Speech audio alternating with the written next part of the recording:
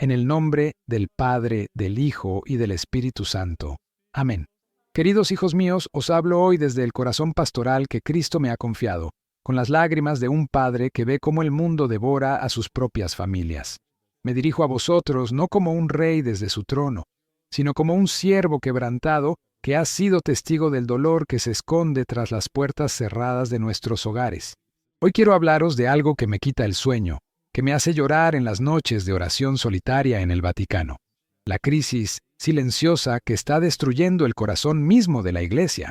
No hablo de persecuciones externas, no hablo de enemigos visibles, hablo de algo mucho más devastador, el enfriamiento del amor en nuestras propias casas.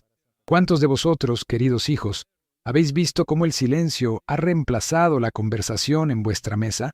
¿Cuántos habéis sido testigos de cómo los dispositivos electrónicos se han convertido en altares donde vuestros seres queridos adoran en soledad? ¿Cuántos padres me escriben diciéndome, Santo Padre, mis hijos ya no me escuchan, mi esposa ya no me mira, mi casa se ha convertido en un hotel donde cada uno vive su propia vida? Esta mañana, mientras celebraba la Santa Misa en privado, el Señor puso en mi corazón una visión dolorosa pero llena de esperanza. Vi millones de hogares católicos donde las cruces cuelgan de las paredes como meros adornos, donde los rosarios reposan olvidados en cajones, donde la Sagrada Escritura acumula polvo sobre las repisas. Pero también vi algo más. Vi el corazón sagrado de Jesús llorando sangre por cada familia dividida, y vi a la Santísima Virgen María extendiendo su manto maternal sobre cada hogar herido. Mis queridos hermanos, no vengo hoy a juzgar, vengo a sanar. No vengo a señalar culpables, vengo a ofrecer el bálsamo de la misericordia divina, porque he comprendido, en mis años como sucesor de Pedro, que cuando una familia se quiebra, el eco de esa ruptura resuena hasta los cielos, y cuando una familia se restaura, los ángeles cantan aleluya en el paraíso. Permitidme contaros algo que jamás he compartido públicamente. Hace 3 años, durante una audiencia privada, una madre de 5 hijos se arrojó a mis pies llorando. Sus lágrimas mojaron mis zapatos mientras me decía, Santo Padre, he perdido a mi familia. Mi esposo ya no cree, mis hijos mayores se han alejado de la fe, y yo siento que Dios me ha abandonado. ¿Qué puedo hacer cuando soy la única que reza en mi casa? Esa noche no pude dormir.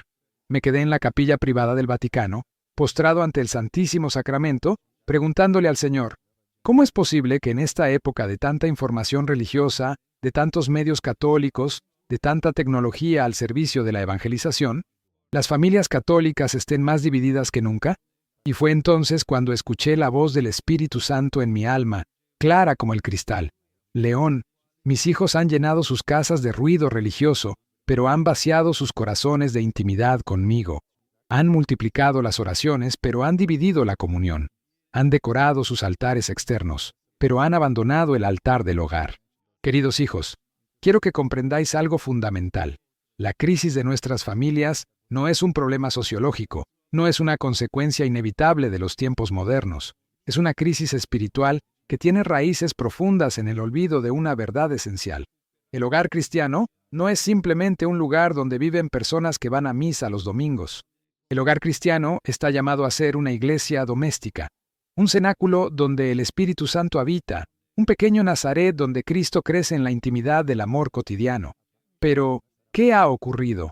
Hemos permitido que el mundo entre en nuestras casas con su mensaje de individualismo, de autorrealización, de derechos sin deberes, de libertad sin responsabilidad. Hemos aceptado que cada miembro de la familia tenga su espacio, su privacidad, su mundo personal, hasta el punto de que, bajo el mismo techo, viven extraños que comparten apellido pero no comparten alma. El Catecismo de la Iglesia Católica, en su número 2204, nos enseña que la familia cristiana constituye una revelación y una actuación específicas de la comunión eclesial. Por eso puede y debe llamarse iglesia doméstica. ¿Iglesia doméstica? ¿Cuándo fue la última vez que vuestra casa sintió la presencia viva de Cristo como se siente en una catedral? ¿Cuándo fue la última vez que los pasillos de vuestro hogar resonaron con oraciones espontáneas, con cantos de alabanza, con conversaciones profundas sobre la fe? Mis queridos hermanos, no estoy hablando de convertir vuestra casa en un monasterio. Estoy hablando de algo mucho más hermoso y revolucionario. Estoy hablando de recuperar la dimensión sagrada de lo cotidiano, de entender que cuando una madre besa la frente de su hijo al bendecirlo, está ejerciendo un verdadero ministerio sacerdotal, que cuando un padre trabaja honestamente para sostener a su familia, está celebrando una liturgia de amor, que cuando los esposos se perdonan después de una discusión, están renovando el sacramento del matrimonio en el altar de su dormitorio. Pero esto requiere algo que hemos perdido: el silencio sagrado. Nuestras casas están llenas de ruido, televisores encendidos todo el día, música constante, dispositivos que no paran de sonar, conversaciones superficiales que no tocan el alma. ¿Cuándo fue la última vez que vuestra familia se sentó en silencio, simplemente para estar juntos en la presencia de Dios? ¿Cuándo fue la última vez que apagasteis todos los aparatos y os mirasteis a los ojos, realmente a los ojos? Durante más de 5 minutos, el silencio no es vacío, queridos hijos. El silencio es el espacio donde Dios habla, y Dios tiene mucho que decir a vuestras familias, pero no puede competir con el volumen del mundo. Necesita que le hagáis lugar, que le abráis un espacio en vuestras rutinas, que le dediquéis momentos exclusivos donde solo Él sea el protagonista. Recuerdo las palabras de Santa Teresa de Ávila cuando decía que el alma que practica la oración es como un jardín regado. ¿Cómo está el jardín de vuestra familia? ¿Está floreciendo con virtudes, con amor, con paciencia, con alegría? ¿O se ha convertido en un desierto donde cada uno lucha por sobrevivir emocionalmente? La familia es la primera escuela de santidad, el primer seminario, el primer convento. Es allí donde aprendemos a amar como Cristo ama, a perdonar como Cristo perdona, a servir como Cristo sirve. Pero para que esto ocurra, necesitamos entender que el amor familiar no es un sentimiento, es una decisión. Es la decisión diaria de elegir el bien del otro por encima de mi comodidad. Es la decisión de buscar la paz por encima de tener razón. Es la decisión de construir puentes por encima de levantar muros. ¿Sabéis qué me preocupa más como pastor de la Iglesia Universal? No son los grandes escándalos que salen en los medios, no son las críticas de los enemigos de la fe. Lo que más me preocupa son los pequeños divorcios emocionales que ocurren cada día en nuestros hogares católicos. El esposo que ya no comparte sus preocupaciones con su esposa, la esposa que ya no confía sus sueños a su esposo, los hijos que ya no buscan el consejo de sus padres, los padres que ya no conocen los corazones de sus hijos. Estos divorcios silenciosos son más peligrosos que las separaciones legales, porque ocurren sin que nadie se dé cuenta, sin que nadie intervenga, sin que nadie llore por ellos. Simplemente, un día, las personas que viven bajo el mismo techo se despiertan y se dan cuenta de que son extraños que comparten gastos y apellido, pero que han perdido la comunión del alma. Queridos hijos, quiero que sepáis que no todo está perdido. Cristo, que resucitó a Lázaro después de 4 días de muerte, puede resucitar vuestra familia aunque lleve años muerta. María Santísima, que intercedió en las bodas de Caná cuando faltó el vino, puede interceder por vuestro matrimonio cuando falte el amor. San José, que protegió la Sagrada Familia en los momentos más difíciles, puede proteger vuestra familia de los peligros que la amenazan. Pero necesito que me escuchéis con el corazón abierto, porque lo que voy a pediros no será fácil. No voy a daros una receta mágica, no voy a prometeros una solución instantánea. Voy a invitaros a un camino de conversión familiar que requerirá de vosotros lo mismo que requiere cualquier camino hacia la santidad: renuncia, sacrificio, perseverancia y, sobre todo, una confianza total en la gracia de Dios.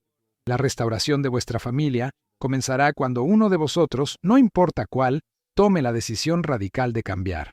No de cambiar a los demás, sino de cambiar él mismo.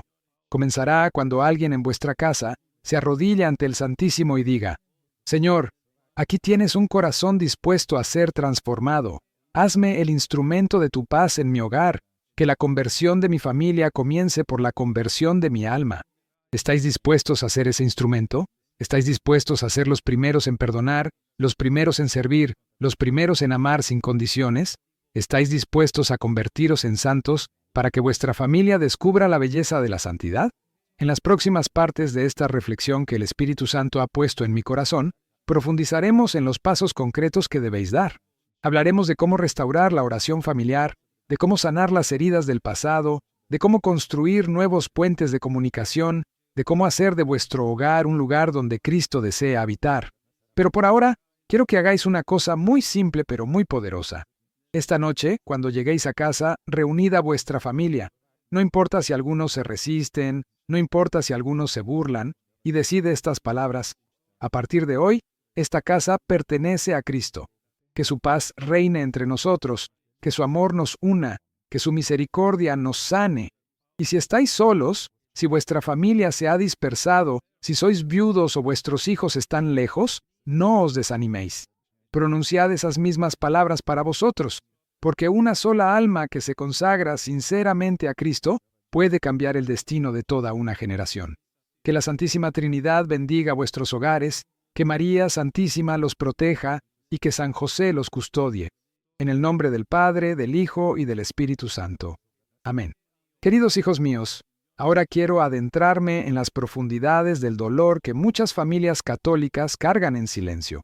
Porque antes de que podamos sanar, debemos tener el valor de mirar nuestras heridas cara a cara, sin maquillaje, sin excusas, sin justificaciones. Es en la honestidad brutal con nosotros mismos donde comienza la verdadera sanación. Durante mis años como sucesor de Pedro, he recibido más de 200,000 cartas de familias católicas de todo el mundo. Cartas que llegan a mi escritorio, empapadas de lágrimas, escritas en la madrugada por madres que no pueden dormir, por padres que se sienten fracasados, por hijos que han perdido la esperanza en el amor familiar. Cada una de esas cartas es un grito silencioso que llega hasta el corazón del Padre Celestial, y cada grito encuentra eco en mi alma pastoral. Permitidme compartir con vosotros algunos fragmentos de estas cartas, cambiando los nombres para proteger la intimidad de estas almas heridas, pero manteniendo la crudeza de su dolor. Porque es necesario que entendamos que no estamos solos en nuestro sufrimiento, que el dolor familiar es una cruz que muchos cargan en secreto. María, de 45 años, madre de 3 hijos, me escribía desde Madrid: Santo Padre, me despierto cada mañana preguntándome en qué momento perdí a mi familia. Vivimos en la misma casa, comemos en la misma mesa, pero somos extraños. Mis hijos llegan del colegio y se encierran en sus habitaciones con sus dispositivos. Mi esposo llega del trabajo y se sumerge en la televisión o en su teléfono. Yo cocino, limpio, organizo, pero nadie me ve realmente. Cuando intento iniciar una conversación profunda, todos encuentran excusas para irse. He intentado proponer que recemos el rosario juntos, pero me miran como si fuera una anciana desfasada. Santo Padre, ¿es normal sentir que soy una extraña en mi propia casa? ¿Es normal llorar en silencio mientras todos duermen, preguntándome si mi familia me extrañaría si desapareciera? Carlos, de 52 años, padre de 4 hijos, me confesaba desde México: Su Santidad, trabajo 14 horas al día para darle a mi familia todo lo que yo no tuve.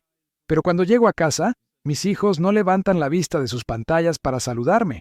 Mi esposa está siempre ocupada, siempre estresada, siempre señalándome todo lo que está mal.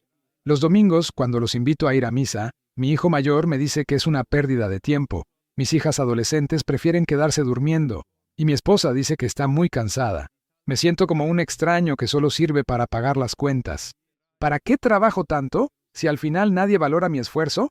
¿Para qué me sacrifico si al final todos estarían más contentos si yo no estuviera?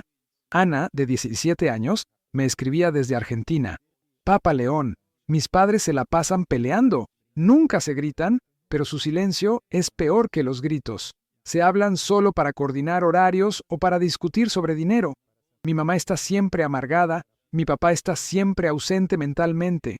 Cuando era pequeña, íbamos a misa juntos y después almorzábamos en familia hablando de todo. Ahora cada uno come cuando puede, cada uno tiene sus propios problemas, cada uno vive su vida. Mis padres dicen que nos aman, pero yo no siento ese amor. Solo siento obligación, rutina, cansancio. ¿Es esto lo que me espera cuando forme mi propia familia? Porque si es así, prefiero quedarme soltera toda la vida. Roberto, viudo de 68 años, me contaba desde Colombia: Santo Padre, después de que murió mi esposa, mis hijos se preocupan por mi salud física, pero nadie se preocupa por mi alma. Viven sus vidas ocupadas y me llaman una vez por semana para preguntarme si necesito algo del supermercado. Cuando les hablo de la fe, cuando les comento algo que escuché en la misa, cambian de tema inmediatamente. Mis nietos me ven como un viejo aburrido que cuenta historias religiosas. Paso días enteros sin tener una conversación significativa con nadie. ¿Es esto lo que queda después de 50 años de matrimonio católico y de haber criado a mis hijos en la fe? Queridos hijos, cada una de estas cartas me llega al alma, porque representan millones de familias católicas que sufren en silencio. Familias que desde afuera parecen normales, incluso exitosas, pero que por dentro están muriendo de inanición espiritual. Familias que van a misa los domingos, pero que no tienen vida de oración en casa. Familias que se bendicen antes de comer, pero que no se bendicen con palabras de amor durante el día. Familias que tienen crucifijos en las paredes, pero que han crucificado la comunicación verdadera. ¿Sabéis qué es lo que más me duele de estas cartas? No es el dolor en sí mismo, porque el dolor puede ser redentor. Lo que más me duele es la resignación. Es esa sensación de que así son las cosas, de que todas las familias pasan por esto, de que es normal que el amor se enfríe con el tiempo. No, queridos hijos, eso no es normal, eso no es el plan de Dios para la familia. El plan de Dios es que la familia sea un anticipo del cielo en la tierra, un lugar donde cada miembro experimente el amor incondicional, la aceptación total, la comprensión profunda. El plan de Dios es que la familia sea una escuela de santidad donde cada día nos enseñemos unos a otros a amar como Cristo ama. El plan de Dios es que la familia sea un refugio donde cada alma encuentre paz, sanación y crecimiento espiritual. Pero, ¿qué ha pasado? ¿Cómo hemos llegado a esta situación donde familias enteras viven bajo el mismo techo, pero no comparten la vida del alma? ¿Cómo es posible que personas que prometieron amarse hasta que la muerte los separe, ahora apenas se soportan? ¿Cómo es posible que padres e hijos que deberían ser los mejores amigos, ahora son extraños que se toleran? La respuesta, queridos hijos, está en algo que los santos padres de la Iglesia llamaron la enfermedad del alma dividida. Es esa terrible condición espiritual donde una persona vive una vida fragmentada. Es católica los domingos, pero mundana los demás días. Es piadosa en público, pero egoísta en privado. Es generosa con los extraños, pero tacaña con su propia familia. Esta enfermedad del alma dividida es altamente contagiosa en el ámbito familiar. Cuando un miembro de la familia vive esta doble vida, inconscientemente enseña a los demás que la fe es algo opcional, algo que se puede poner y quitar según las circunstancias. Los hijos aprenden que se puede ser católico sin que eso transforme realmente la vida diaria. Los cónyuges aprenden que se puede hablar de amor en la iglesia, pero practicar el egoísmo en casa. Pero hay algo aún más profundo que quiero que entendáis. La crisis de nuestras familias no es solo una crisis de comunicación o de tiempo. Es una crisis de identidad espiritual. Muchas familias católicas han olvidado quiénes son realmente. Han olvidado que son una célula del cuerpo místico de Cristo. Han olvidado que están llamadas a ser una imagen viviente de la Trinidad. Han olvidado que su amor humano está destinado a ser un sacramento que revele el amor divino. Cuando una familia olvida su identidad espiritual, automáticamente se convierte en lo que yo llamo una familia funcional.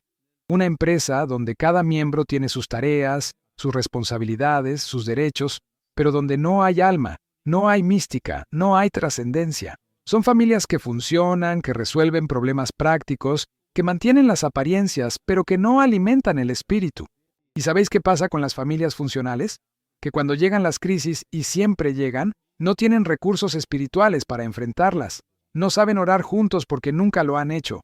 No saben perdonarse profundamente porque nunca han experimentado el perdón como un misterio sagrado.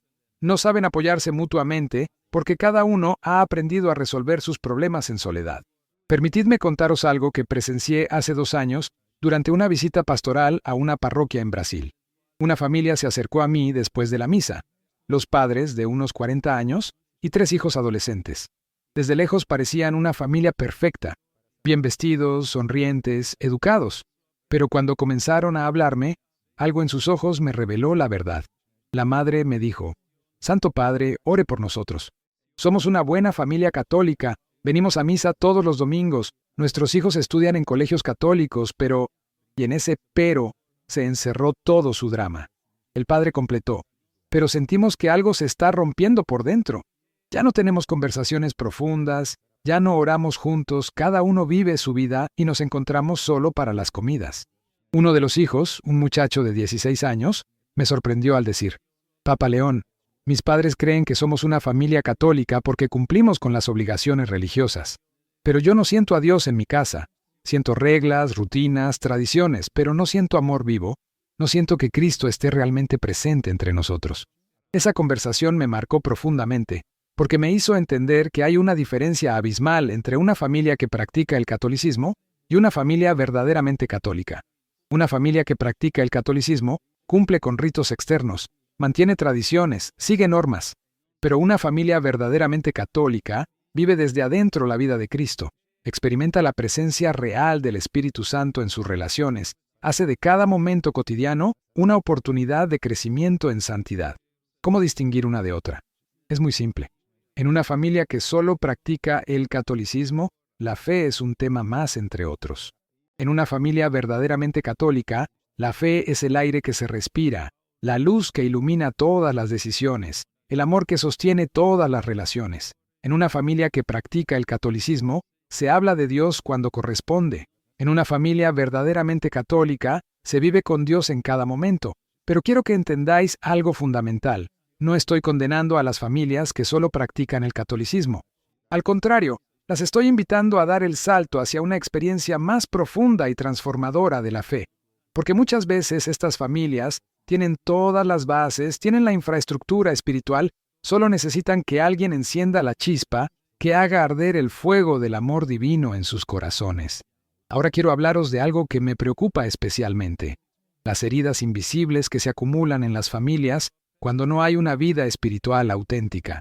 Son heridas que no sangran, que no duelen físicamente, pero que van corroyendo el alma familiar hasta destruirla completamente. La primera herida invisible es la soledad compartida. Es esa terrible experiencia de estar rodeado de familia, pero sentirse profundamente solo. Ocurre cuando vivimos juntos, pero no comunicamos nuestros miedos, nuestras alegrías profundas, nuestras inquietudes espirituales. Es la soledad del padre que trabaja para su familia, pero que nadie conoce sus sueños frustrados. Es la soledad de la madre que se desvive por sus hijos, pero que nadie pregunta por sus propias necesidades emocionales. Es la soledad de los hijos que viven con sus padres, pero que no se sienten comprendidos en sus búsquedas existenciales. La segunda herida, invisible, es el juicio silencioso. En muchas familias católicas existe una cultura del juicio, donde cada miembro se siente permanentemente evaluado por los demás. Los padres juzgan a los hijos por no ser suficientemente piadosos. Los hijos juzgan a los padres por no ser suficientemente modernos. Todos se juzgan mutuamente por no cumplir con expectativas que muchas veces ni siquiera han sido expresadas claramente. Este juicio silencioso crea un ambiente de tensión constante donde nadie se siente libre de ser auténtico, donde todos viven con máscaras para agradar a los demás. La tercera herida invisible es la ausencia de celebración. En muchas familias católicas solo se celebran los logros externos, las buenas notas, los ascensos laborales, los cumpleaños, pero no se celebra el crecimiento interior, los pequeños actos de virtud, los momentos de superación personal. Un hijo que logra controlar su carácter no recibe reconocimiento. Una esposa que practica la paciencia en silencio no es valorada. Un padre que renuncia a sus caprichos por el bien familiar no es aplaudido. Sin celebración del crecimiento espiritual, las familias se vuelven lugares donde solo importa el éxito mundano. La cuarta herida invisible es la acumulación de resentimientos no expresados.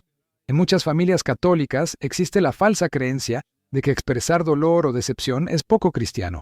Entonces se van acumulando heridas pequeñas que nunca se sanan, palabras que dolieron, gestos que se interpretaron mal, expectativas que se frustraron. Como nunca se hablan, estos resentimientos se van pudriendo en el alma familiar hasta convertirse en amargura crónica. La quinta herida invisible es la pérdida de admiración mutua. En las familias sanas, los miembros se admiran genuinamente unos a otros. Los hijos admiran la sabiduría y el sacrificio de los padres. Los padres admiran la frescura y la sinceridad de los hijos. Los esposos se admiran mutuamente por sus cualidades únicas. Pero cuando esta admiración se pierde y es reemplazada por crítica constante o indiferencia, la familia pierde su capacidad de inspirarse mutuamente hacia la santidad. Queridos hijos, estas heridas invisibles no aparecen de la noche a la mañana. Se van formando lentamente, día tras día, cuando elegimos la comodidad por encima de la comunicación profunda, cuando elegimos la paz superficial por encima de la verdad amorosa, cuando elegimos la rutina por encima de la creatividad en el amor. Pero quiero que sepáis que estas heridas, por profundas que sean, no son incurables. Cristo, el divino médico, conoce cada una de ellas y tiene el remedio perfecto para sanarlas. María Santísima, salud de los enfermos, puede interceder por la sanación de vuestra familia. San José, custodio de las familias, puede proteger vuestro proceso de recuperación. La sanación comienza cuando uno de los miembros de la familia tiene el valor de decir: esto no puede seguir así. Nuestra familia merece algo mejor. Dios nos ha llamado a algo más grande. La sanación comienza cuando alguien se atreve a romper el silencio tóxico y a iniciar conversaciones verdaderas, aunque sean incómodas al principio. ¿Estáis dispuestos a ser esa persona valiente en vuestra familia? ¿Estáis dispuestos a ser los primeros en admitir que algo no está funcionando bien? ¿Estáis dispuestos a buscar ayuda, a cambiar rutinas, a proponer nuevas formas de relacionaros? Recordad que la familia es la primera iglesia, el primer lugar donde experimentamos el amor de Dios. Si esa experiencia está herida, toda nuestra relación con Dios y con el mundo se ve afectada. Pero si esa experiencia se sana y se transforma, se convierte en la fuente de la que brotará santidad para toda la sociedad. En mis oraciones nocturnas, cuando me arrodillo ante el Santísimo Sacramento en la capilla papal, llevo en mi corazón a cada familia herida, a cada matrimonio en crisis, a cada hijo alejado, a cada padre que se siente fracasado. Y cada noche escucho la voz del Señor que me dice: León, diles que no pierdan la esperanza. Diles que yo sigo siendo el Dios de los imposibles. Diles que donde abundó el pecado, sobreabundará la gracia. Quiero contaros ahora algo que cambió para siempre mi comprensión sobre la sanación familiar. Hace 5 años, durante una audiencia general, una familia completa se acercó a mí. Abuelos, padres, hijos, incluso un bisnieto en brazos. Pero algo en sus rostros me llamó la atención. No era la típica alegría nerviosa de quienes conocen al Papa. Era una paz profunda, una serenidad que se podía tocar. La abuela, una mujer de 80 años con ojos cristalinos, me tomó las manos y me dijo: Santo Padre, hace 10 años nuestra familia estaba completamente rota. Mi hijo era alcohólico, mi nuera quería el divorcio, mis nietos se drogaban, y yo había perdido la fe. Parecía que el demonio había puesto su campamento en nuestra casa. ¿Y qué pasó?, le pregunté intrigado. Una noche, continuó la anciana, mi nieta más pequeña, que entonces tenía 8 años, me encontró llorando en la cocina. Se sentó a mi lado y me dijo: Abuela, ¿por qué no le pedimos a Jesús que venga a vivir con nosotros? En ese momento sentí como si Dios mismo hubiera hablado por la boca de esa niña. El hijo, un hombre robusto de 50 años, tomó la palabra. Santo Padre, esa misma noche mi madre reunió a toda la familia. Algunos llegamos borrachos, otros drogados, otros simplemente amargados. Pero ella puso un crucifijo en el centro de la mesa y dijo: a partir de hoy, Cristo es el jefe de esta familia. El que no esté de acuerdo puede irse, pero el que se quede debe estar dispuesto a cambiar. La nuera agregó: fue en el momento más incómodo de mi vida, Santo Padre. Yo tenía ya preparados los papeles del divorcio, pero algo en esas palabras me tocó el corazón. Por primera vez en años, alguien en esa familia había hablado con autoridad espiritual, no solo con gritos o reproches. Uno de los nietos, ahora un joven de 20 años, continuó el relato. Los primeros meses fueron terribles, Santo Padre. Mi abuela nos obligaba a rezar el rosario todas las noches. Al principio lo hacíamos por respeto a ella, pero resistiéndonos por dentro. Pero lentamente algo comenzó a cambiar. Las oraciones se volvieron conversaciones, las conversaciones se volvieron confesiones, las confesiones se volvieron sanación. La familia completa estaba ahí, delante de mí, como testimonio viviente de que los milagros familiares son posibles. Pero lo que más me impactó fue lo que me dijo la bisabuela al final. Santo Padre, lo que aprendimos es que Dios no sana familias, Dios sana corazones. Y cuando un corazón se sana de verdad, toda la familia comienza a sanar. Esas palabras se grabaron a fuego en mi alma. Dios no sana familias, Dios sana corazones. ¿Comprendéis la profundidad de esta revelación? Muchas veces oramos pidiendo que Dios cambie a nuestra familia, que cambie a nuestro cónyuge, que cambie a nuestros hijos. Pero Dios respeta la libertad humana. Él no puede cambiar a nadie que no quiera ser cambiado, pero sí puede cambiar nuestro corazón si se lo permitimos. Y un corazón transformado por la gracia tiene un poder de atracción irresistible. Cuando un miembro de la familia experimenta una conversión auténtica, no una conversión de palabras, sino de vida, los demás no pueden permanecer indiferentes. O se sienten atraídos hacia esa transformación, o se alejan porque no soportan el contraste. Pero en ambos casos, algo se mueve, algo cambia, algo se despierta. ¿Sabéis por qué muchas familias católicas no experimentan sanación a pesar de años de oración? Porque oran para que los demás cambien, pero no se abren a ser transformados ellos mismos. Oran para que su esposo sea más comprensivo, pero no se preguntan si ellos mismos son comprensivos. Oran para que sus hijos sean más obedientes, pero no se preguntan si ellos mismos obedecen a Dios en todo.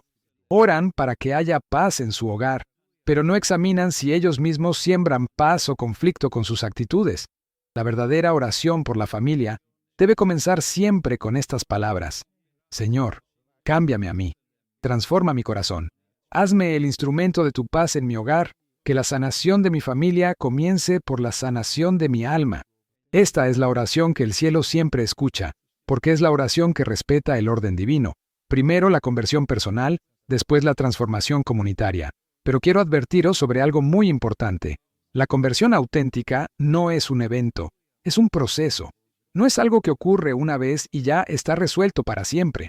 Es una decisión que debe renovarse cada día, cada momento, cada vez que enfrentamos la tentación de volver a los viejos patrones de comportamiento. He conocido a muchas personas que han tenido experiencias religiosas intensas, un retiro que los marcó profundamente, una confesión que los liberó, una sanación que los impactó, pero que después de unas semanas o unos meses volvieron exactamente a como eran antes. ¿Por qué ocurre esto? Porque confundieron la emoción religiosa con la conversión verdadera. La conversión verdadera se mide no por la intensidad de la experiencia emocional, sino por la constancia en el cambio de vida. Se mide por la capacidad de seguir amando cuando no hay ganas de amar, de seguir perdonando cuando no hay ganas de perdonar, de seguir sirviendo cuando no hay ganas de servir. Se mide por la fidelidad en lo pequeño, en lo cotidiano, en lo que nadie ve. Una madre que decide no gritarle más a sus hijos, aunque ellos la saquen de quicio, está viviendo una conversión auténtica. Un padre que decide llegar temprano a casa para estar con su familia, aunque prefiera quedarse trabajando o con amigos, está viviendo una conversión auténtica. Un hijo que decide obedecer a sus padres con alegría, aunque no entienda todas sus decisiones, está viviendo una conversión auténtica. Estas conversiones pequeñas pero constantes son las que transforman realmente las familias. No son los grandes gestos esporádicos, son las decisiones de amor que se renuevan día tras día, momento tras momento, hasta que se convierten en una segunda naturaleza. Quiero hablaros también de algo que he observado en muchas familias católicas, la tentación del perfeccionismo espiritual. Son familias que se exigen tanto en el ámbito religioso que terminan creando un ambiente de tensión y rigidez que ahuyenta en lugar de atraer hacia Dios. He conocido familias donde los padres regañan constantemente a los hijos por no rezar con suficiente devoción, por distraerse durante la misa, por no conocer bien el catecismo. Familias donde cualquier falta menor se convierte en una tragedia espiritual. Familias donde se respira más juicio que misericordia, más exigencia que comprensión. Queridos padres, recordad que vuestros hijos no necesitan padres perfectos, necesitan padres auténticos. No necesitan que seáis teólogos, necesitan que seáis testigos. No necesitan que tengáis todas las respuestas, necesitan que viváis las preguntas con fe. Vuestros hijos no aprenderán a amar a Dios por la cantidad de oraciones que los obliguéis a rezar, sino por la calidad del amor que vean en vuestras vidas. La fe se transmite más por contagio que por imposición. Un padre que vive su fe con alegría, naturalidad y autenticidad despierta en sus hijos el deseo de conocer a ese Dios que hace tan feliz a su papá. Una madre que ora espontáneamente durante el día, que conversa con Jesús como si fuera su mejor amigo, que encuentra en la fe respuestas para las dificultades cotidianas, enseña a sus hijos que Dios no es una obligación, sino una relación viva y transformadora. Pero también quiero dirigirme a vosotros, queridos hijos. Sé que muchos de vosotros estáis leyendo o escuchando estas palabras sintiendo resentimiento hacia vuestros padres. Tal vez crecisteis en familias donde la fe se vivía de manera rígida, donde os sentisteis juzgados, donde experimentasteis más culpa que amor. Tal vez vuestros padres, con la mejor intención, cometieron errores que os marcaron profundamente. Quiero deciros algo desde mi corazón pastoral. Vuestros padres no son perfectos, pero tampoco vosotros lo sois. Ellos hicieron lo mejor que pudieron con las herramientas que tenían, con la formación que recibieron, con las heridas que ellos mismos cargaban. Muchas veces, Los errores que cometieron con vosotros fueron los mismos errores que sufrieron en su propia infancia. El resentimiento hacia los padres es una cadena que no solo os ata a vosotros, sino que se transmite a las siguientes generaciones. Muchos de vosotros juráis que no cometeréis los mismos errores con vuestros hijos, pero sin sanación interior, sin perdón genuino, termináis repitiendo los mismos patrones, solo que con diferentes disfraces. La liberación de estas cadenas generacionales comienza con una decisión radical de perdón. No un perdón superficial que dice, no importa, sino un perdón profundo que dice, lo que pasó sí importó, me dolió, me marcó, pero elijo liberarme del rencor para ser libre yo mismo. Este perdón no significa que debéis olvidar o que debéis someteros a situaciones de abuso. Significa que elegís no permitir que el pasado determine vuestro futuro. Muchas veces, cuando hablo del perdón a los hijos, me dicen, pero Santo Padre, usted no sabe lo que yo viví. Mi padre era violento, mi madre era manipuladora, mis hermanos me humillaban constantemente. Y yo les respondo, tienes razón, yo no viví exactamente lo que tú viviste, pero sí sé que Cristo vivió el rechazo de su propia familia, la traición de sus amigos más cercanos, la injusticia de quienes debían protegerlo. Y desde la cruz, con el corazón atravesado por el dolor, dijo, Padre, perdónalos porque no saben lo que hacen. El perdón cristiano no es un sentimiento, es una decisión. Es la decisión de entregarle a Dios el dolor que otros nos causaron para que Él lo transforme en sabiduría, en compasión, en fuerza sanadora que puede bendecir incluso a quienes nos hirieron. Recordad que cuando perdonáis a vuestros padres, no lo hacéis por ellos, lo hacéis por vosotros mismos y por vuestros futuros hijos. Porque el rencor es como un veneno que bebemos, esperando que mate a nuestros enemigos, pero que solo nos mata a nosotros por dentro. El perdón es el antídoto que nos libera para amar de nuevo, para confiar de nuevo, para construir familias saludables donde las heridas del pasado no se repitan. Y ahora quiero hablar a las familias que están en crisis activa, a esos matrimonios que sienten que ya no hay salida, a esos padres e hijos que han llegado al punto de no poder ni siquiera estar en la misma habitación sin que salten chispas, a vosotros que sentís que vuestra familia está muriendo y que no sabéis cómo resucitarla. Primero, quiero que sepáis que el hecho de que estéis escuchando estas palabras ya es una señal de esperanza. Significa que en algún lugar de vuestro corazón todavía hay un destello de fe, todavía hay un suspiro que dice, tiene que haber una manera mejor de vivir en familia. Ese suspiro es el Espíritu Santo trabajando en vosotros, preparando el terreno para el milagro. Segundo, quiero que entendáis que las crisis familiares, aunque dolorosas, a menudo son invitaciones de Dios para un nuevo comienzo. Cuando los métodos humanos se agotan, cuando las fuerzas naturales no son suficientes, cuando llegamos al final de nuestros recursos, es precisamente entonces cuando Dios puede hacer su obra más poderosa. Porque Dios no compite con nuestras fuerzas, las complementa, pero para que Él actúe, necesitamos reconocer nuestra necesidad de Él. He sido testigo de matrimonios que parecían irreparablemente rotos y que hoy son testimonios vivientes del poder sanador de Dios. He visto padres e hijos que no se hablaban desde hace años y que ahora son los mejores amigos. He visto familias que parecían destinadas a la destrucción y que se convirtieron en faros de esperanza para otras familias en crisis. ¿Cuál es el secreto? No hay fórmulas mágicas, pero sí hay principios espirituales que funcionan cuando se aplican con fe genuina y perseverancia constante. El primer principio es la humildad radical. Mientras cada miembro de la familia esté convencido de que el problema son los demás, no habrá sanación posible. La sanación comienza cuando al menos uno de los miembros tiene la humildad de decir, yo también he contribuido a esta crisis, yo también he cometido errores. Yo también necesito cambiar. Esta humildad no significa convertirse en mártir o asumir toda la culpa. Significa simplemente reconocer nuestra parte de responsabilidad y estar dispuestos a trabajar en nuestra propia transformación. Porque solo podemos cambiar lo que reconocemos como propio. El segundo principio es la oración intercesora constante. No solo orar por la familia cuando estamos desesperados, sino hacer de la intercesión por cada miembro de la familia una parte integral de nuestra vida espiritual. Esto significa llevar sus nombres ante el Santísimo Sacramento, mencionar sus necesidades en cada rosario, ofrecer nuestros sacrificios y penitencias por su conversión. Pero atención, no se trata de orar para que los demás cambien según nuestros deseos, sino para que todos, incluyéndonos a nosotros mismos, nos abramos a la voluntad de Dios y permitamos que su gracia transforme nuestros corazones según su plan perfecto. El tercer principio es la paciencia sobrenatural. Los cambios familiares profundos no ocurren de la noche a la mañana. Las heridas que se formaron durante años necesitan tiempo para sanar. Los patrones de comportamiento que se establecieron durante décadas necesitan tiempo para ser reemplazados por otros más saludables. Esta paciencia no es pasividad. Es una paciencia activa que sigue trabajando, sigue amando, sigue esperando, aun cuando no vemos resultados inmediatos. Es la paciencia de la madre que siembra semillas en terreno aparentemente estéril, confiando en que Dios enviará la lluvia y el sol en el momento apropiado. El cuarto principio es el testimonio silencioso. Muchas veces, las palabras sobran y lo que hace falta son hechos.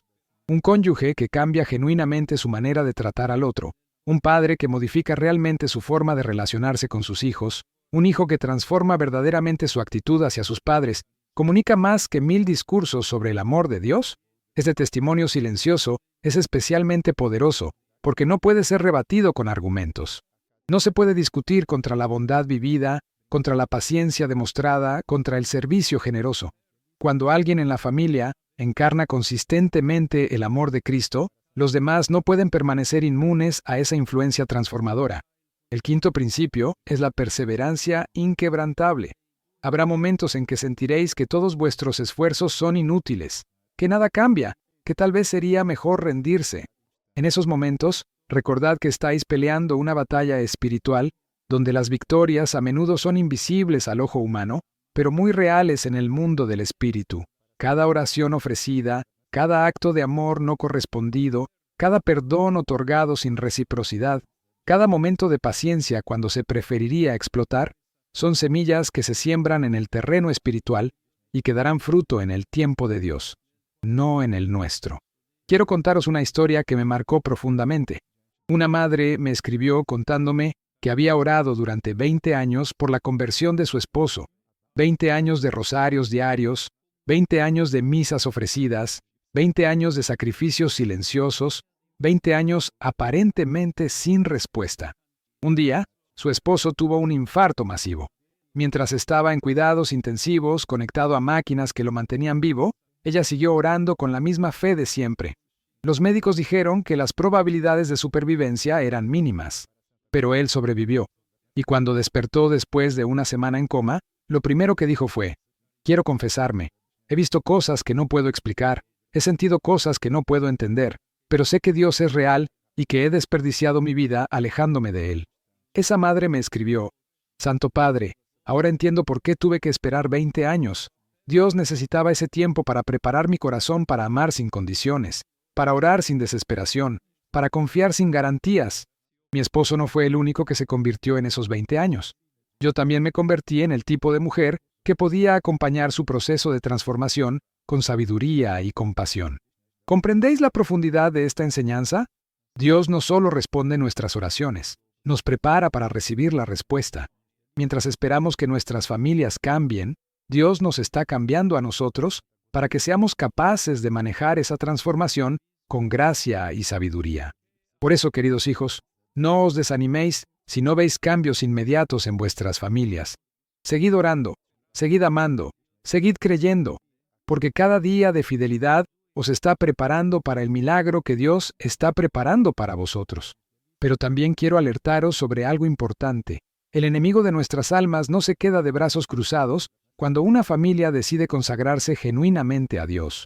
Al contrario, intensifica sus ataques porque sabe que una familia verdaderamente católica es una amenaza para su reino de tinieblas. No os sorprendáis si después de tomar decisiones espirituales profundas, vuestra familia pasa por periodos de mayor conflicto, de tentaciones más fuertes, de crisis más intensas. Esto no significa que estéis haciendo algo malo, significa que estáis haciendo algo muy bueno y el enemigo está desesperado por deteneros. En estos momentos de ataque espiritual intenso, manteneos firmes en la oración, manteneos unidos en la fe, manteneos confiados en la victoria final de Cristo. Recordad que, si Dios está con nosotros, ¿quién contra nosotros? Recordad que las puertas del infierno no prevalecerán contra una familia que está verdaderamente fundada en la roca que es Cristo. Y finalmente, quiero recordaros que vosotros no estáis solos en esta batalla por vuestras familias. Toda la Iglesia universal está orando con vosotros. Los santos del cielo están intercediendo por vosotros. La Santísima Virgen María está cubriéndoos con su manto maternal. Y yo, como vuestro Papa, llevo vuestras intenciones familiares en mi corazón cada vez que celebro la Santa Misa. Vuestras familias pueden sanar, vuestros matrimonios pueden resucitar, vuestros hijos pueden volver, vuestros padres pueden reconciliarse. Porque nuestro Dios es un Dios de imposibles, y para Él no hay familia tan rota que no pueda ser restaurada, no hay corazón tan duro que no pueda ser ablandado, no hay situación tan desesperada que no pueda ser redimida. Mantened viva la esperanza, queridos hijos. Mantened encendida la llama de la fe, mantened abierto el canal de la oración, porque el milagro que esperáis para vuestra familia ya está en camino, gestándose en el corazón misericordioso de Dios, esperando el momento perfecto para manifestarse en vuestra realidad cotidiana. Mis queridos hijos, ahora que hemos reconocido las heridas y comprendido su origen, es momento de adentrarnos en el camino concreto de la sanación, porque la fe cristiana no es solo diagnóstico, es medicina, no es solo compasión, es transformación, no es solo esperanza, es acción guiada por el Espíritu Santo. Durante mis noches de oración en el Vaticano, mientras contemplo el crucifijo que San Juan Pablo II tenía en su escritorio, he pedido al Señor que me muestre el camino práctico para la restauración de las familias católicas. Y en esas horas de silencio sagrado, el Espíritu Santo ha ido revelando a mi corazón un itinerario de sanación que quiero compartir con vosotros hoy. Este camino no es una fórmula mágica que funcionará automáticamente. Es un sendero que requiere fe, perseverancia y, sobre todo, la gracia de Dios. Pero os aseguro, con la autoridad que Cristo me ha conferido como sucesor de Pedro, que aquellas familias que recorran este camino con sinceridad y constancia verán la mano poderosa de Dios transformando sus hogares en verdaderos santuarios de amor. El primer paso en este camino de restauración es lo que yo llamo el examen de conciencia familiar. No se trata de señalar culpables o de hacer listas de reproches. Se trata de que cada miembro de la familia, comenzando por los padres, haga un examen honesto de su propia contribución a las crisis que atraviesan. Permitidme contaros cómo descubrí la importancia de este paso. Hace 3 años, una familia de 5 miembros vino a verme durante una visita pastoral a México. Llevaban 2 años en terapia familiar, sin resultados significativos. Los padres se culpaban mutuamente, los hijos culpaban a los padres, y todos se sentían víctimas de los demás. Después de escucharlos durante 1 hora, les propuse algo que los sorprendió. Quiero que durante 1 semana, cada uno de vosotros escriba solo sobre sus propios errores, sus propias faltas, sus propias áreas de mejora. No mencionen a los demás, solo examinen su propio corazón ante Dios. 1 semana después me enviaron 5 cartas por separado. La transformación era evidente. Cuando cada uno dejó de enfocarse en las fallas de los otros y comenzó a ver las propias, el espíritu de crítica fue reemplazado por un espíritu de humildad. Y donde hay humildad genuina, allí puede obrar la gracia divina. El padre escribió: Santo Padre, me he dado cuenta de que he sido un proveedor, pero no un padre. He dado dinero, pero no he dado tiempo. He exigido respeto, pero no he dado ejemplo de respeto hacia mi esposa. La madre escribió: He sido una madre controladora que critica constantemente. He usado las palabras como armas para herir cuando estoy frustrada. He puesto mi perfeccionismo por encima del bienestar emocional de mis hijos. Cada hijo reconoció sus propias áreas de mejora sin señalar a los demás. Y cuando se reunieron 1 semana después para compartir sus reflexiones, por primera vez en años, se miraron con compasión en lugar de con juicio. Queridos padres, este examen de conciencia familiar debe convertirse en una práctica regular en vuestros hogares, no para generar culpa, sino para generar responsabilidad, no para destruir, sino para reconstruir sobre bases sólidas de honestidad y humildad. Preguntaos, ¿qué tipo de ambiente creo yo en esta casa con mis palabras, mis gestos, mis reacciones? ¿Soy fuente de paz o de tensión? ¿Mis hijos sienten que los amo incondicionalmente o que deben ganar mi amor con su buen comportamiento? ¿Mi cónyuge siente que es mi prioridad o que compite con 1000 cosas por mi atención? Y vosotros, queridos hijos, también debéis examinar vuestra conciencia. ¿Trato a mis padres con el respeto que merecen por el simple hecho de ser mis padres? ¿Contribuyo a la paz de mi hogar o añado más estrés con mis actitudes? ¿Busco entender los sacrificios que mis padres hacen por mí o solo me enfoco en lo que no me gusta de ellos? El segundo paso en nuestro camino de restauración es la consagración del hogar al Sagrado Corazón de Jesús y al Inmaculado Corazón de María. Esto no es un ritual vacío, es un acto de fe que establece la autoridad espiritual correcta en vuestra casa. Muchas familias viven bajo la autoridad invisible del mundo. La televisión decide qué valores se promueven, las redes sociales determinan qué es importante, la sociedad de consumo dicta qué necesitáis para ser felices. Pero, cuando consagráis genuinamente vuestro hogar a los Sagrados Corazones, estáis declarando que Cristo es el Rey de vuestra casa y María es la Reina. Esta consagración debe hacerse en familia, con solemnidad pero sin pompa excesiva. Reunid a todos los miembros que sea posible, colocad una imagen del Sagrado Corazón en un lugar central de vuestro hogar, encended una vela y pronunciad juntos esta oración que el mismo Jesús me inspiró durante una noche de adoración eucarística. Sagrado Corazón de Jesús, Rey de nuestro hogar, venimos ante ti como familia herida pero llena de esperanza. Te entregamos esta casa, estos corazones, estas relaciones. Reina, tú aquí, gobierna tú aquí, sana tú aquí. Que nuestro amor humano sea un reflejo de tu amor divino, que nuestro perdón imite tu misericordia, que nuestra paciencia espeje tu longanimidad, que nuestra casa sea un anticipo del cielo en la tierra. Inmaculado Corazón de María, Reina de nuestro hogar, a ti nos consagramos como familia. Protégenos bajo tu manto maternal, intercede por nosotros ante tu Hijo. Enséñanos a amar como tú amaste, a obedecer como tú obedeciste, a confiar como tú confiaste. Que nuestra familia sea un reflejo de la Sagrada Familia de Nazaret. San José, custodio de las familias, protege nuestro hogar.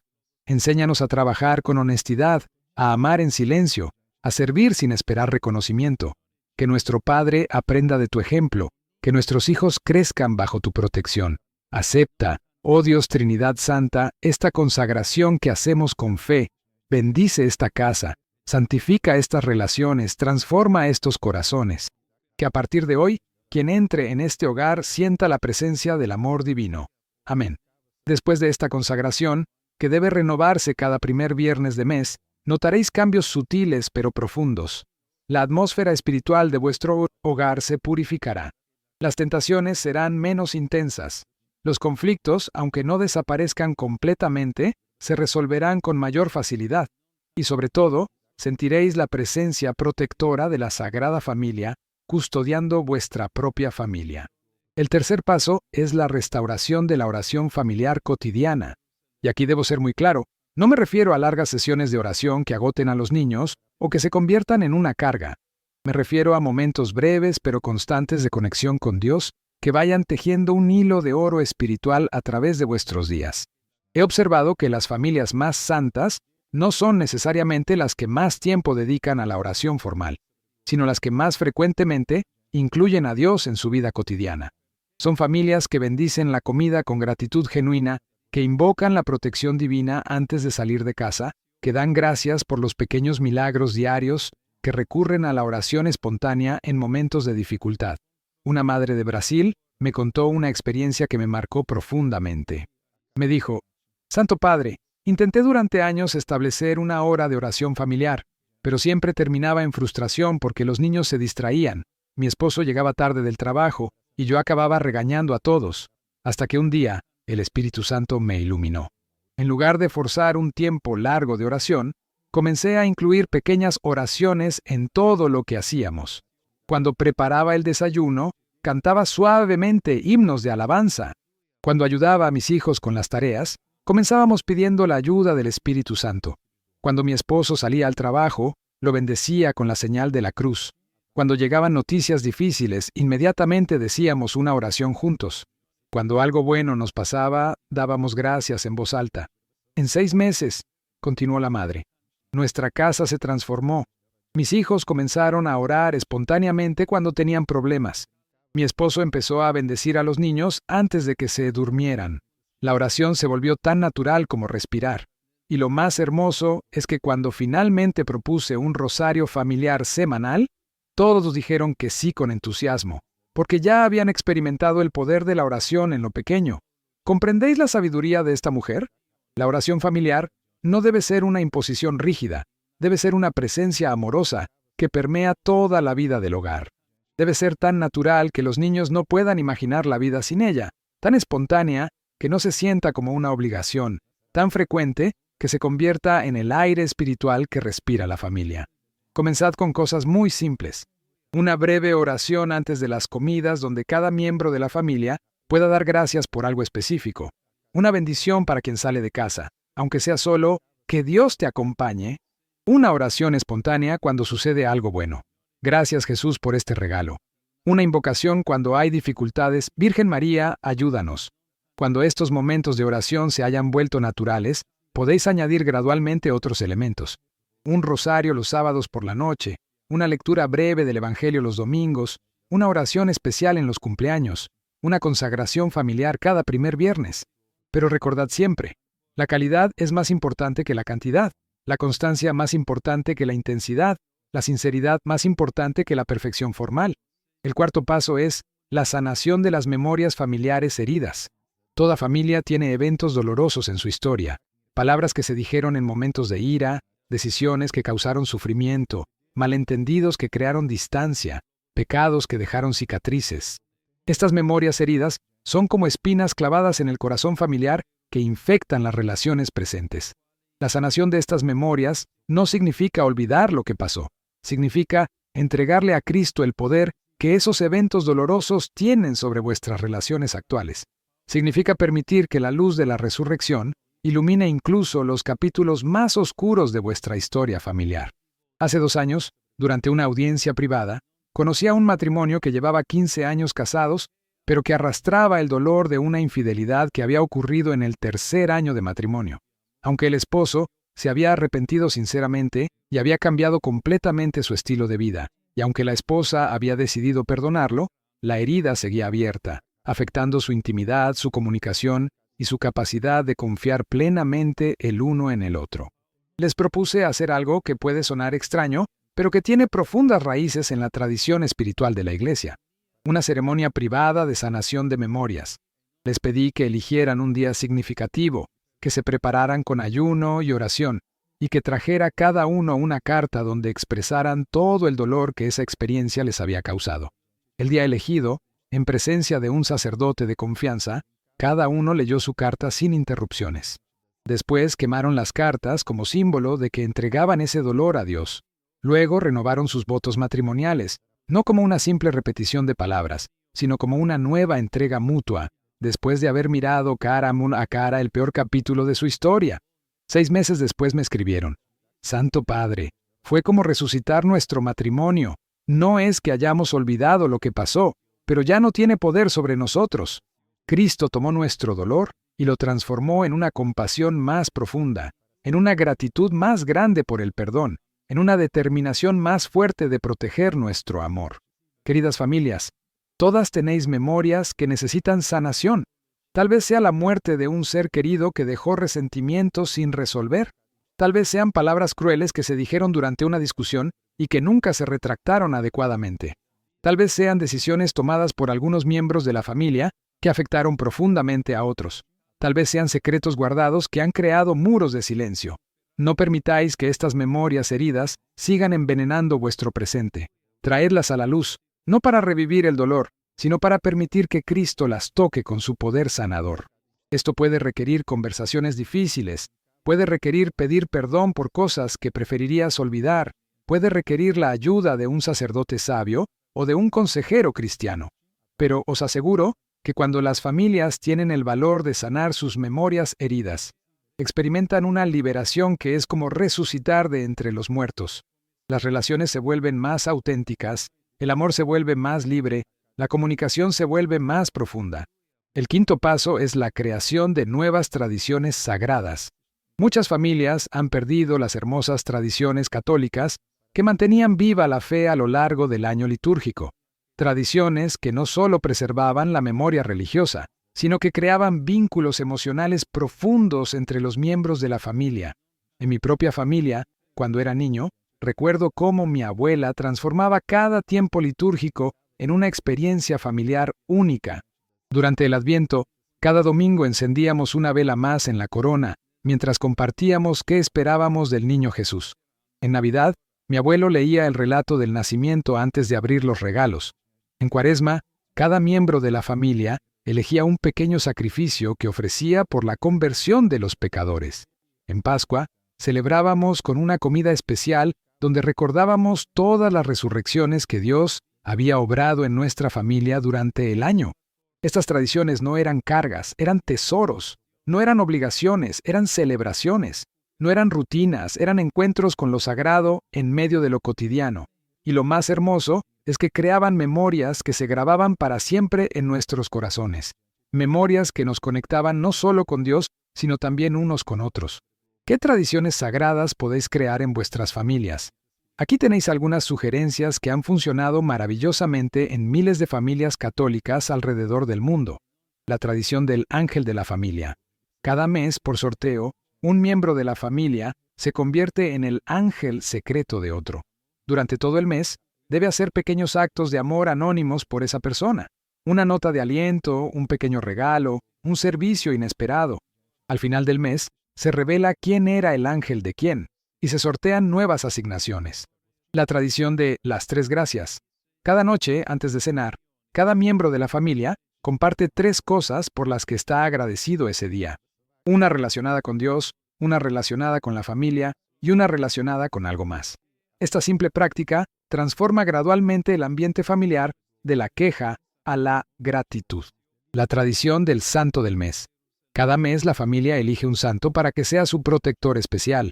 Leen su vida, aprenden sus virtudes, le piden su intercesión por las necesidades familiares y al final del mes evalúan qué virtudes del santo han logrado imitar. La tradición de la bendición del hogar.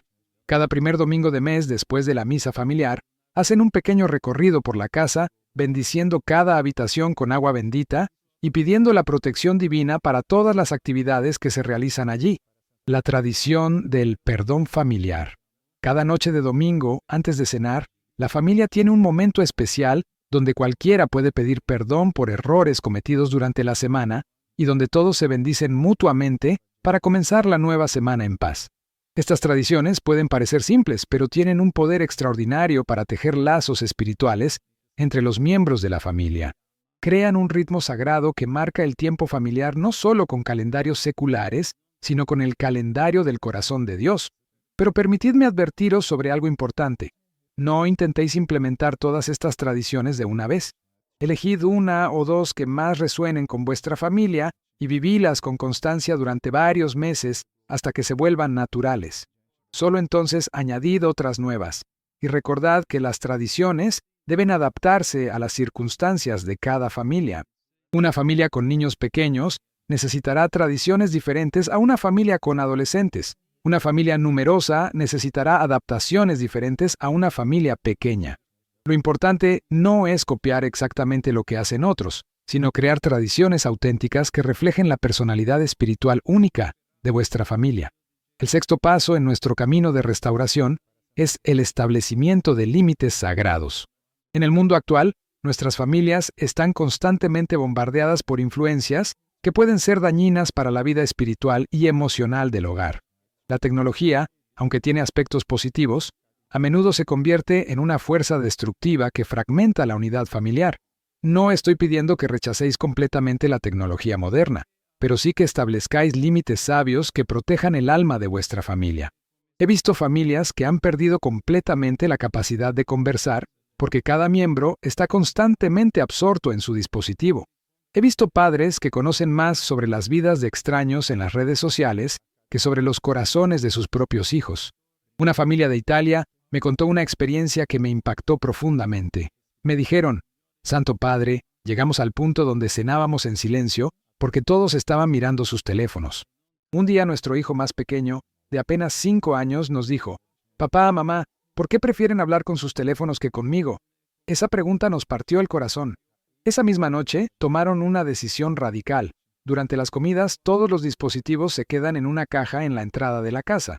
Al principio fue difícil, especialmente para los adolescentes, pero después de unas semanas algo hermoso comenzó a suceder. Volvieron a conversar, volvieron a reírse juntos, volvieron a conocerse. Ahora, me dijeron, las comidas son nuestro momento más sagrado del día. Es cuando nos conectamos realmente como familia. Es cuando los niños nos cuentan sus preocupaciones, cuando los adolescentes nos comparten sus sueños, cuando mi esposo y yo recordamos por qué nos enamoramos.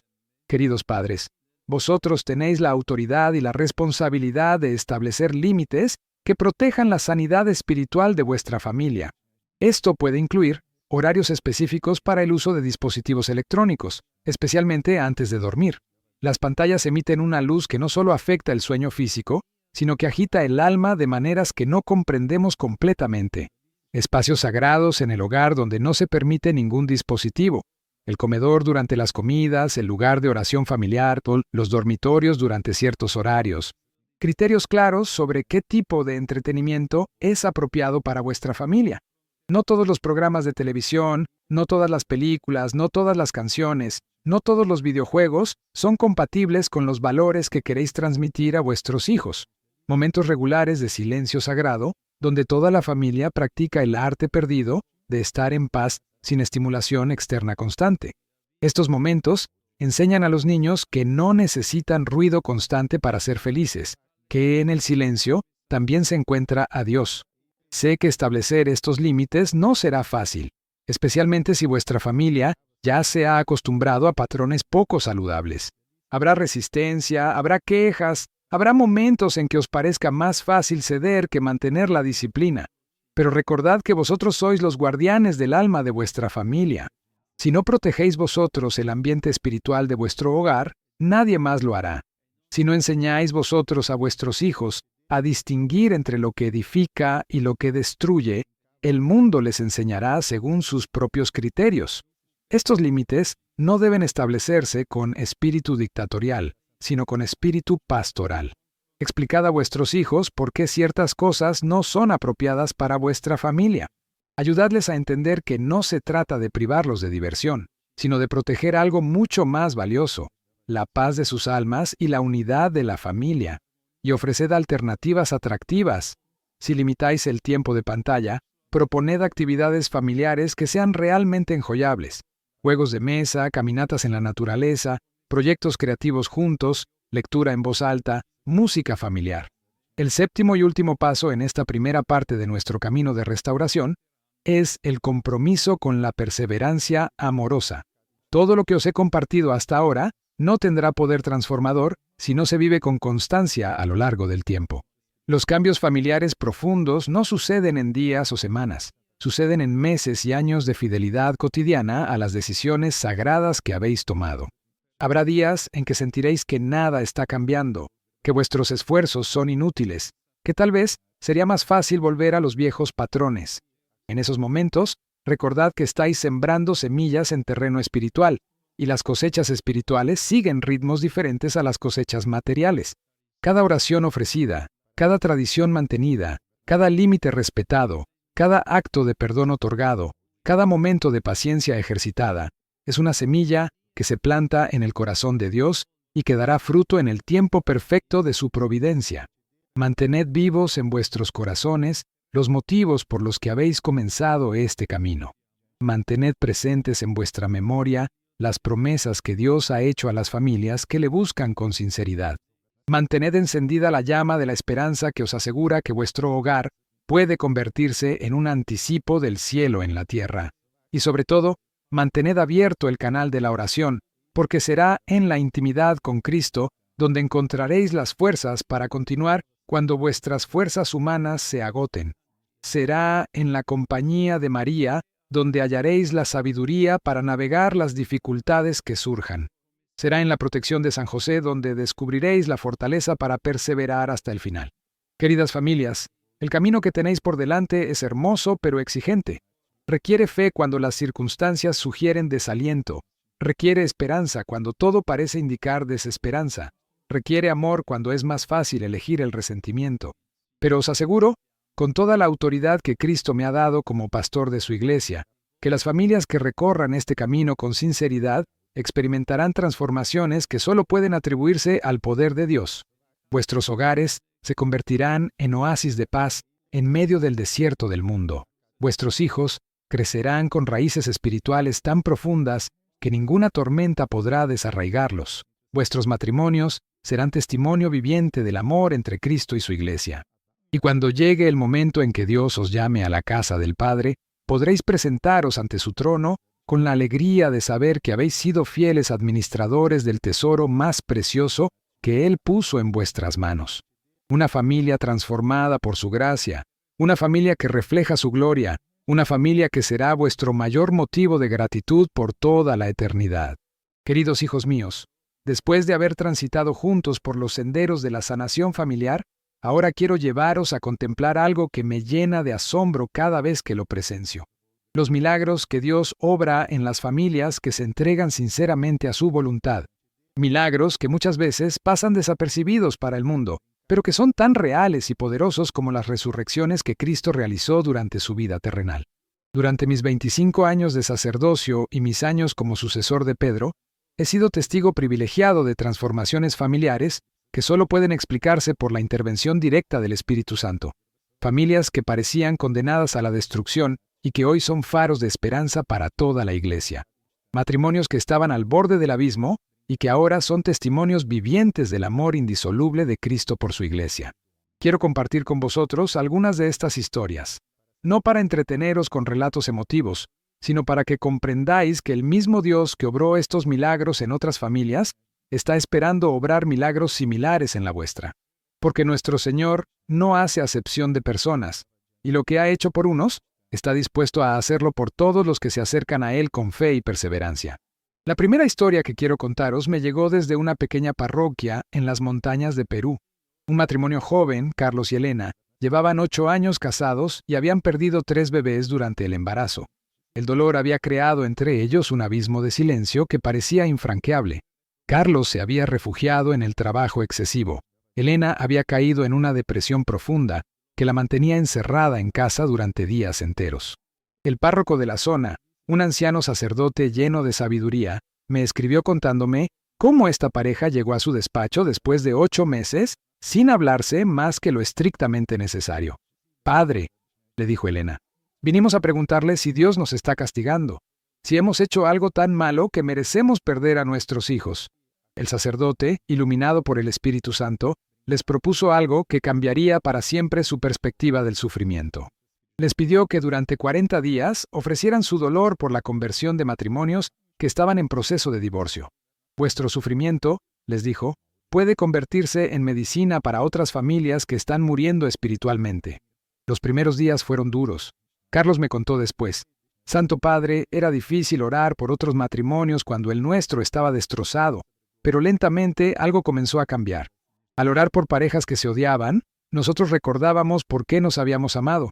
Al pedir por familias divididas, nosotros comenzamos a valorar lo que todavía teníamos juntos. Al día 35 de esta novena de intercesión, Elena descubrió que estaba embarazada.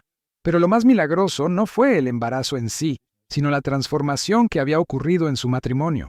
Durante esos 40 días, me escribió Elena, aprendimos que nuestros hijos que habían muerto no habían sido un castigo, sino ángeles que Dios nos había enviado para enseñarnos a amar más profundamente, a sufrir juntos en lugar de separados, a confiar en su plan incluso cuando no lo entendíamos. Su hijo nació sano y fuerte, pero más importante aún, nació en una familia que había aprendido a transformar el dolor en oración, la pérdida en ofrenda, el sufrimiento en santidad. Hoy, 12 años después, Carlos y Elena coordinan un ministerio de acompañamiento a parejas que han perdido hijos y han sido instrumentos para que más de 100 matrimonios redescubran el sentido de su dolor y la fortaleza de su unión. ¿Comprendéis la profundidad de este milagro? No fue solo la concepción de un hijo después de tantas pérdidas. Fue la resurrección de un matrimonio que había muerto espiritualmente. Fue la transformación de 2 personas amargadas en instrumentos de consolación para otros. Fue la conversión del dolor estéril en sufrimiento redentor. La segunda historia que quiero compartir con vosotros llega desde España e involucra a una familia que parecía tenerlo todo: éxito profesional, buena posición económica, hijos académicamente brillantes. Pero por dentro, esta familia vivía un drama silencioso que los estaba destruyendo lentamente. Miguel, el padre, era un empresario exitoso pero adicto al trabajo. María, la madre, era una profesional reconocida pero esclava del perfeccionismo. Sus 3 hijos adolescentes destacaban en todo lo que hacían, pero vivían bajo una presión constante que los estaba llevando a desarrollar problemas de ansiedad, trastornos alimentarios y comportamientos autodestructivos. La crisis estalló cuando su hija mayor, de 17 años, intentó quitarse la vida después de obtener una calificación que consideró insuficiente.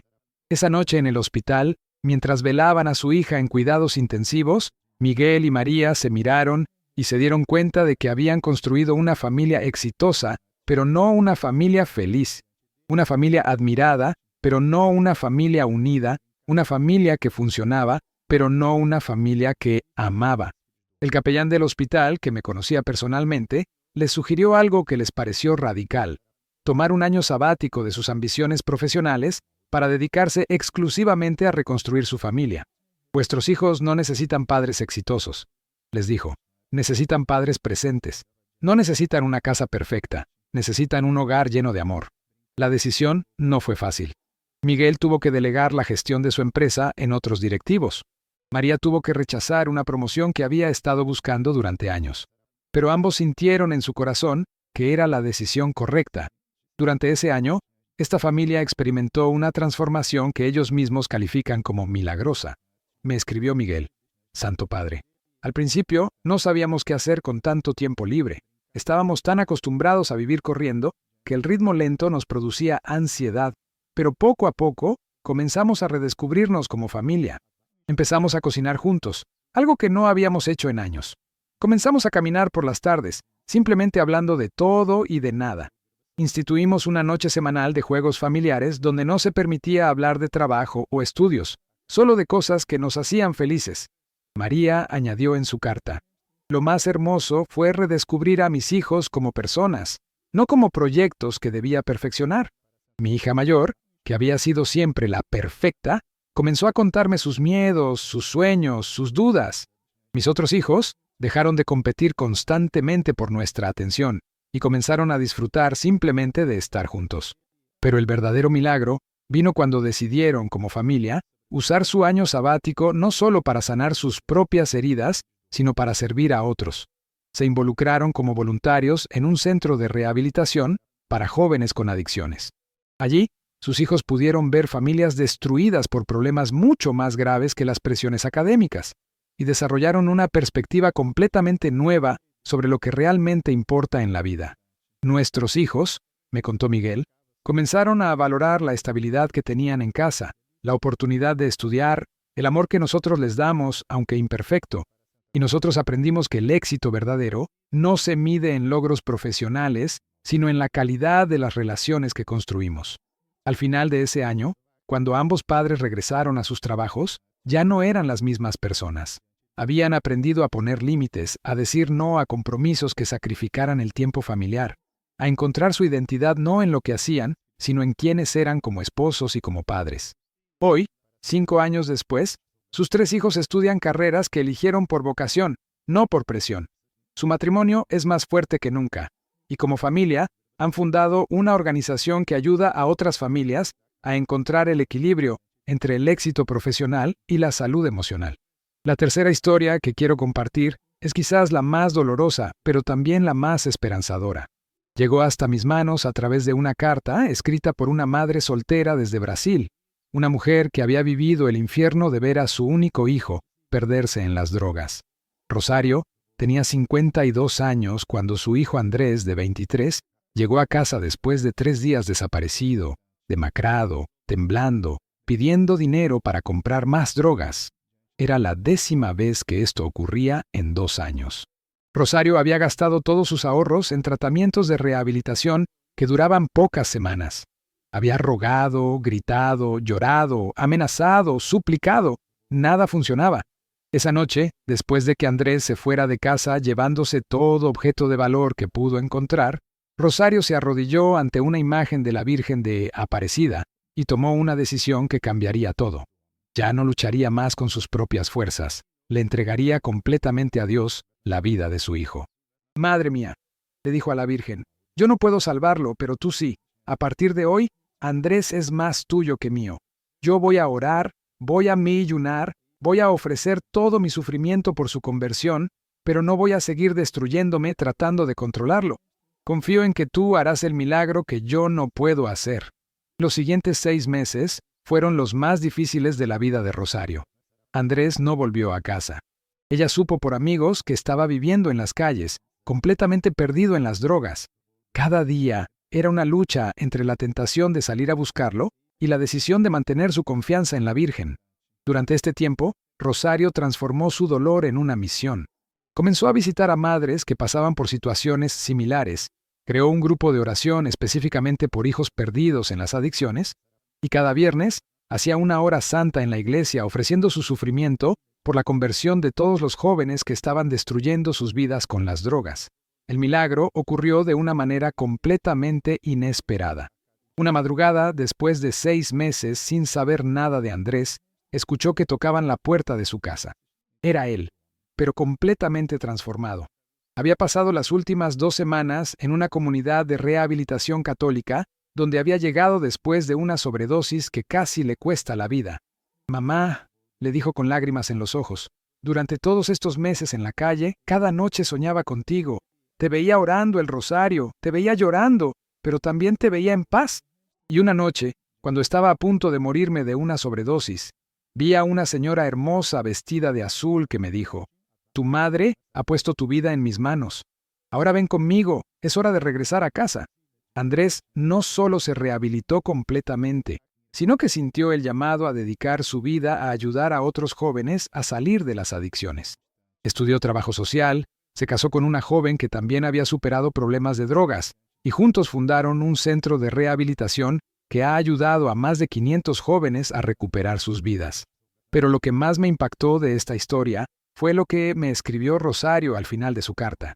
«Santo Padre, durante esos 6 meses de aparente silencio de Dios, aprendí algo que cambió para siempre mi manera de amar.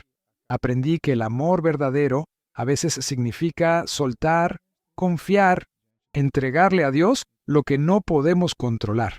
Y descubrí que cuando dejamos de tratar de ser la providencia de nuestros hijos y permitimos que Dios sea su verdadera providencia, Él puede hacer milagros que nosotros nunca podríamos imaginar».